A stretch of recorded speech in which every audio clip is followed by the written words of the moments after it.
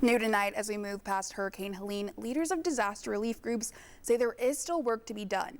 The leaders say long-term recovery will be as much about spiritual healing as it will be about physical work, and they're ready to lend a hand any way they can. 10 News reporter Avery Gingerich spoke with some of the people making recovery work possible and joins us now. Hey, Avery. Hey, Lauren. Disaster response leaders say Helene produced billions of gallons of water and several 100,000 yards of debris across the affected counties. A state leader says it has taken a generational effort to heal East Tennessee, and that all started with neighbors. Stephen Fox knew that Hurricane Helene would change his life. He just didn't know how. There was no plan. Definitely surprised, humbled.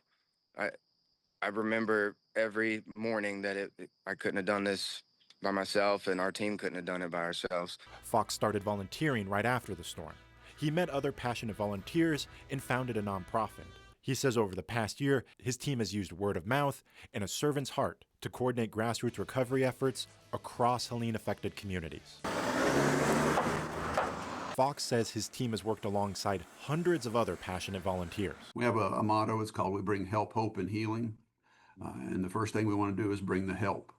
Because in the moment that it happens or right after the immediate aftermath, they don't need a lot of stuff. They need people to help. Disaster relief specialist Wes Jones says volunteers from the Southern Baptist Disaster Relief Network were among them. Jones says his volunteers are still asking him about ways they can help, even after recording more than 30,000 hours of work. He says those hours translate to hundreds of homes repaired, roadways cleared, and prayers shared, both with those in need and other aid groups. Amen. Yes. Oh, yeah. The partners that we have, every time we face a disaster, they were engaged with helping organize volunteers, and we're always grateful for houses of worship that help be the hands of God when their neighbors are suffering. TEMA Director Patrick Sheehan says recovering from Helene has required an historic effort from his agency and others. He says the work of healing hearts and minds will last long after foundations have been rebuilt, which is why he hopes neighbors keep checking in on neighbors, even just to say hello.